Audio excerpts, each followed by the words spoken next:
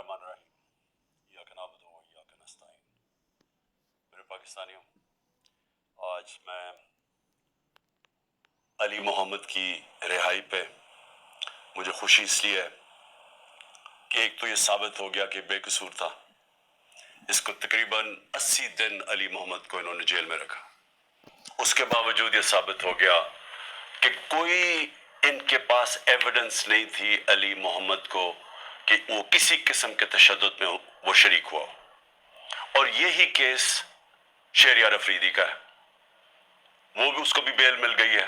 वो भी HQ case जो हेडक्वार्टर्स का था उसमें से भी वो इनके पास कोई एविडेंस नहीं थी।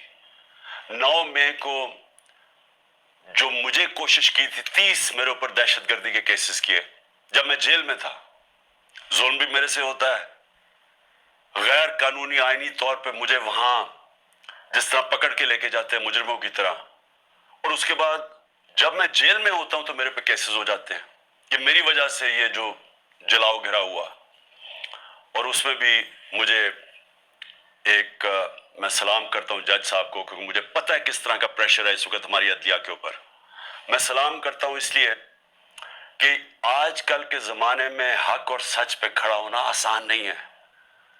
वीगो डाला पहुंच जाता है घर, लोगों के घरों के अंदर घुस जाते हैं, उनको जलील करते हैं, उनकी बिजनेसेस बंद कर देते हैं। तो इसलिए, और हर किसी को, ये सिर्फ हम अपने लोगों की बात नहीं कर रहे हैं, जो इस जुल्म के निजाम का हिस्सा नहीं बनता और इसके खिलाफ हक की आवाज बुलंद करता है, उसको वो मुश्किलों का सामना करना पड़ता है जो पाकिस्तान की तारीख में किसी डिक्टेटरशिप में नहीं करना पड़ा।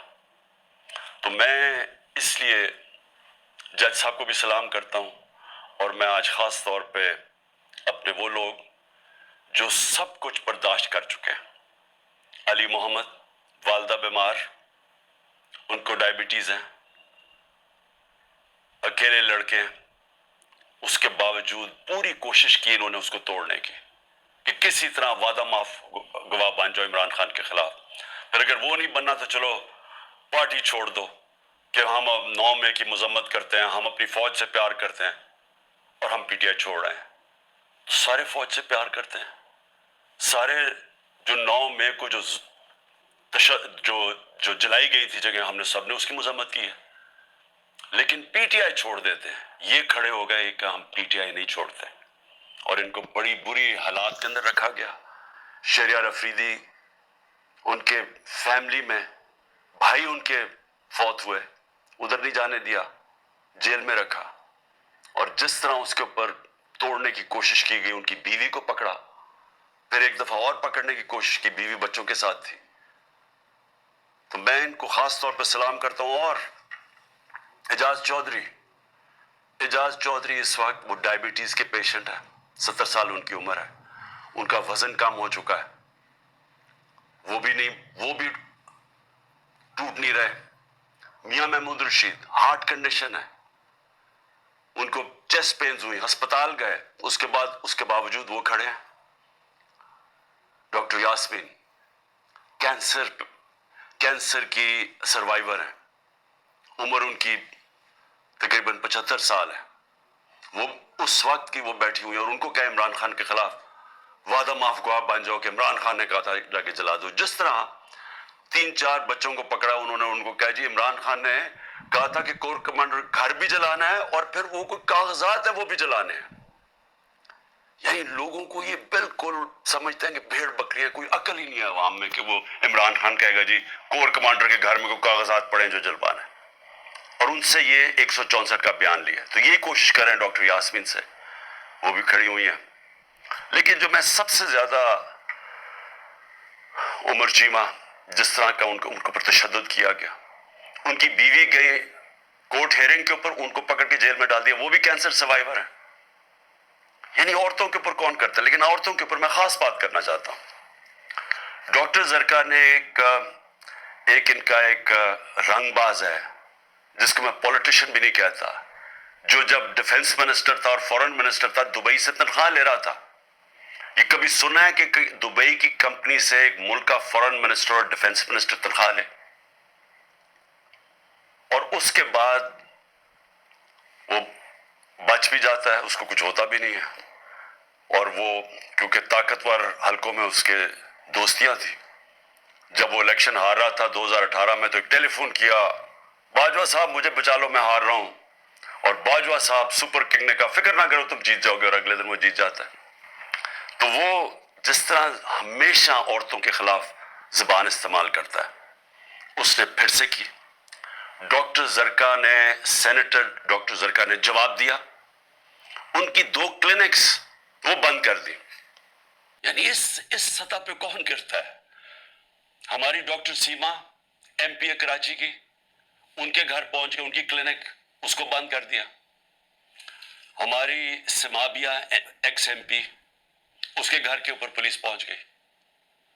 یعنی یہ کبھی ہوا ہے کیا؟ یہ کوئی دہشت گرد ہیں، یہ کوئی کسی انتشار میں ہے، یہ انہوں نے کیا ہے؟ تو ایسے ہے کہ آپ تحریک انصاف کے آپ کوئی ممبر ہی ہو، سپورٹر ہی ہو، یہی کافی ہے۔ آپ کی بزنس بھی بند ہو جائے گی، آپ کو جیلوں میں بھی ڈال دیں گے، جھوٹے پرچے بھی ہو جائیں گے۔ یعنی صرف آپ کوئی ضرورت نہیں ہے آپ کو کہ آپ نے کوئی جرم کرنا ہے۔ اس ملک میں اب جرم ہو گیا ہے تحریک انصاف کا ممبر ہونا، سپورٹر ہونا۔ کوئی اگر بزنس والا بھی کوئی سپورٹ کرتا ہے اس کے پیچھے بھی پڑ جاتے ہیں۔ آپ یہ سوچیں کہ شوکت خانم، اب شوکت خانم ساری قوم جانتی ہے کہ ملک کا سب سے بڑا خیراتی ادارہ ہے، ان کے ہر روز نوٹس آ جاتا ہے کہ جی فلانی ڈاکیومنٹ دکھائیں اور یہ ڈاکیومنٹ دکھائیں، جی وہ بتائیں کہ جناب کس نے ڈونیشنز دی تھی آپ کو۔ یعنی ایک یہ نہیں دیکھ رہے کہ اس سے نقصان کس کو ہو رہا ہے، کوئی فکر نہیں ہے کہ ملک کو کیا نقصان ہوگا۔ جو انہوں نے کیسز میرے اوپر اٹھائے ہوئے ہیں ذرا وہ سن لیں۔ سب سے جو اب جو قوم کے سامنے، کیونکہ الحق ہے میرا ایمان ہے، ایمان ہی ہے، تو میں یہ سارے ایک طرف کھڑے ہو گئے ہیں، اسٹیبلشمنٹ ساتھ کھڑی ہو گئی ہے، اکیلا ان کا مقابلہ کر رہا ہوں، صرف توحید پہ، لا الہ الا اللہ پہ، ایمان اللہ پہ ہے۔ اور جس طرح اللہ ہر ان کی جو بھی کوشش کرتے ہیں خود ہی سچ سامنے آ جاتا ہے۔ جو انہوں نے میرے اوپر القادر کا کیس کیا، اب القادر کا کیس کیا تھا کہ عمران خان نے جو القادر یونیورسٹی بنائی ہے، جدھر مکمل طور پہ مستحق گھروں سے وہ بچے جو کہ جن کے ماں باپ اعلیٰ تعلیم نہیں افورڈ کر سکتے، وہ سب پڑھ رہے ہیں مفت۔ اور میں بتا چکا ہوں سیرت نبی کو ہم نے بنایا ہے کہ فیوچر لیڈرز بنے، تربیت ہو ان کو، اور ساتھ ساتھ اس کے ٹیکنالوجی بھی۔ یہ ہے اس کا جو ویژن ہے یونیورسٹی کا۔ اس کو سامنے لا کے بہت بڑی سکینڈل ہو گئی، اور اب پتہ چلا ہے کہ انہوں نے اپریل 2020 میں تفتیش کی تھی، وہ میں پہلے کہہ چکا ہوں آپ کو۔ نیشنل کرائم ایجنسی انگلینڈ کو رابطہ تھا نیب کے ساتھ۔ یہ جو سیٹلمنٹ ہوئی تھی ملک ریاض کی فیملی کی اور این سی اے کی، یہ سارا کچھ نیب کو پتا تھا، اور نیب نے اپریل 2020 میں یہ انکوائری بند کر دی تھی۔ ایک دفعہ انکوائری بند ہو جائے وہ نہیں کھول سکتے آپ۔ اور انہوں نے جو سب سے بات جو چھپا لی، جس کے اوپر اصل بات ہونی چاہیے کہ این سی اے نے ملک ریاض کا جو پیسہ تھا وہ فریز کیا کیوں؟ وہ منی لانڈرنگ کی وجہ سے نہیں کیا۔ وہ انہوں نے کہا کہ ایک ٹرانزیکشن ہوئی، اور یہ سنیں ذرا غور سے، کہ حسن نواز نے پراپرٹی بیچی ملک ریاض کے بیٹے کو، اور وہ جو پراپرٹی بیچی وہ 50 بلین پاؤنڈ کی بیچی۔ انہوں نے کیوں، نیشنل کرائم ایجنسی انگلینڈ نے کیوں اس کے اوپر ایکشن لیا، اور ایکشن کیا لیا؟ ان کے اکاؤنٹ فریز کر دیے۔ کیوں کیے؟ کیونکہ پراپرٹی کی قیمت آدھی تھی۔ انہوں نے دیکھا کہ اس کی قیمت آدھی تھی، یعنی وہ 25 ملین پاؤنڈ کے ارد گرد اس کی قیمت تھی، 50 ملین پاؤنڈ کیسے دے دیا اس پراپرٹی کو؟ نواز شریف تب پرائم منسٹر تھا، یہ 2000 جب ہوا، یہ 16-17 میں جب پرائم منسٹر تھا، تو پرائم منسٹر نے اس وقت اپنا زور لگا کے وہ دگنی قیمت کے اوپر پراپرٹی ملک ریاض کو بیچی۔ یہ پہلے تو یہ بتائیں پیسہ کدھر سے آیا؟ کدھر سے حسن نواز کے پاس اتنا پیسہ آیا؟ جب وہ ملک سے باہر بھاگے ان سے یہ سوال پوچھے گئے نا، کیونکہ بتا ہی نہیں سکتے، پیسہ چوری کا تھا۔ اور پھر وہ پراپرٹی دگنی قیمت پہ بیچ دیتے ہیں ملک ریاض کو۔ وہ کس لیے بیچی؟ اور وہ اصل کہانی وہ ہے القادر کی، اصل وہ اس کے اوپر بات نہیں کر رہے. کوئی پوچھ نہیں رہا نواز شریف سے کہ بتائیں جی بیٹے نے یہ پراپرٹی اور یہ آپ کو کیوں اتنی مہنگی پراپرٹی خریدی ملک ریاض نے. اور یہ بھی ہو گیا کہ سارا کچھ پتا تھا نیب کو. ان کا جو ڈپٹی وائس چیئرمین ہے اس وقت نیب کا، وہ اس کمیٹی میٹنگ میں بیٹھا ہوا تھا جب یہ کیس کلوز کیا گیا. مجھے 3 گھنٹے انہوں نے بٹھایا سوال کرتے ہوئے، میرے سے پوچھا جب ان کو سارے پتا تھا جواب، کیونکہ وہ ڈپٹی چیئرمین کو بھی پتا تھا، پروسیکیوٹر جنرل کو بھی پتا تھا. اس وقت جو ڈائریکٹر تھے نیب کے پنڈی میں، منگی صاحب، وہ بھی بیٹھے ہوئے تھے اس میٹنگ پہ. تو ان کے پاس تو منٹس پڑے ہوئے ہیں اس کے. تو پھر یہ کیوں میرے اوپر سارا کچھ کیا، اور یہ جو میرا وارنٹ نکالے اور مجھے اریسٹ کیا. اور دوسری یہ جو توشہ خانہ ہے، یہ توشہ خانہ ایک عام کیس نہیں چل رہا ہے، یہ ایسے ملٹری ٹرائل چل رہی ہے. یعنی کہ ایک فیئر ٹرائل کا مجھے موقع ہی نہیں دیا جا رہا.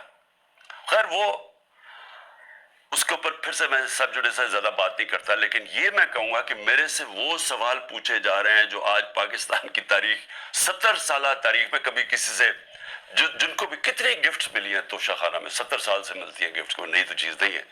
کبھی کسی سے وہ سوال نہیں پوچھا کہ جی آپ کو جو توشہ خانہ کی گفٹ ملی تھی وہ آپ نے آگے بیچی کس کو، یا آپ نے گفٹ کس کو کی. کبھی کسی سے آج تک یہ پوچھا ہے؟ کبھی کسی سے پوچھا ہے کہ توشہ خانہ جب آپ قیمت ادا کر کے وہ لے لیتے ہیں گفٹ، اس کے بعد آپ کی پراپرٹی آپ جو مرضی کریں، بھی آپ کون ہے پوچھنے والا کہ میری پراپرٹی سے میں یہ گفٹ کروں یا میں بیچوں؟ جب تک کہ جو بھی میرا چیز ہو وہ میں ڈکلیئر کروں. تو میرا سارا ڈکلیئرڈ ہے میرے ٹیکس ریٹرنز میں. تو وہ سوال پوچھے جا رہے ہیں آج، وہ وجہ اس کی ہے ان کو مل کچھ نہیں رہا. یہ 3.5 سال میں جتنا میں پرائم منسٹر ہوں، ان کو یہ 2 چیزیں ملی ہیں. اس کو کرپشن کہہ رہے ہیں، یہ جو توشہ خانہ ہے، اور دوسرا چیز القادر. یہ 2 کرپشن کے کیسز میرے پہ ملے. ان 3.5 سال میں جب نواز شریف پرائم منسٹر بنا تھا، 17 اس نے فیکٹریاں بنا چکا تھا 3.5 سالوں میں، اور سرکاری بینکوں سے قرضے لیتا تھا، فیکٹریاں بنا لیتا تھا، اور بعد میں وہ قرضے معاف کروا لیے. اور جو پیسہ دیا وہ 20 سال کے بعد واپس، جو تھوڑا سا اور مار کا معاف کروا کے وہ بھی تھوڑا سا پیسہ دیا. ان سے کبھی پوچھا زرداری اس ٹائم کے اندر مسٹر 2 سال میں اس کو مسٹر 10% ساری دنیا کہنا شروع کر دی تھی کہ ہر چیز پہ کمیشن کماتا تھا. تو یہ 2 چیزیں ملی ہیں 3.5 سال میں، اور انشاءاللہ یہ میں ثابت کروں گا جب کیس آگے بڑھے گا. لیکن موقع دینا چاہیے مجھے پوری طرح جواب دینے کا. دوسری چیز جس کے اوپر میں بات کرنا چاہتا ہوں وہ ہے کہ یہ جو سائفر کے اندر، اور سائفر کے اندر میں پھر سے واضح کر دوں کہ بڑے کلیئر قانون بنا ہوا ہے. سائفر ہوتی ہے فورن آفس کے اندر، جو سیکرٹ کوڈ وہ فورن آفس میں رہتی ہے. یہ انسٹرکشنز ہیں کیبنٹ ڈویژنز کے. اس کے اندر کوئی اور کسی کے پاس وہ جو کوڈ والا سائفر ہے وہ نہیں جا سکتا. اور جو میرے پاس آیا تھا وہ مجھے پھر سے بلایا، بڑا اچھا ہے، ایف آئی اے کے سامنے پھر پیش ہوں گا. لیکن جو میرا مجھے کہتے ہیں کہ آپ نے وہ جو سائفر کے اندر چیز لکھی ہوئی تھی وہ پبلک کر دی. وہ پبلک تب ہوئی جب میں نے نیشنل سیکیورٹی کاؤنسل کے سامنے رکھا، جو کہ ملک کا سیکیورٹی کا سب سے بڑا ادارہ ہے. اس ادارے کے اندر پہلے رکھا، اس ادارے نے وہ سائفر کو دیکھا جو اس کے اندر لکھا ہوا تھا، وہ نہیں جو کوڈ ہے، جو اس کا مفہوم تھا. اور اس ادارے نے فیصلہ کیا کہ امریکہ کو ڈیمارش کرنی چاہیے کہ انہوں نے ہمارے اندرونی حالات میں مداخلت کی ہے.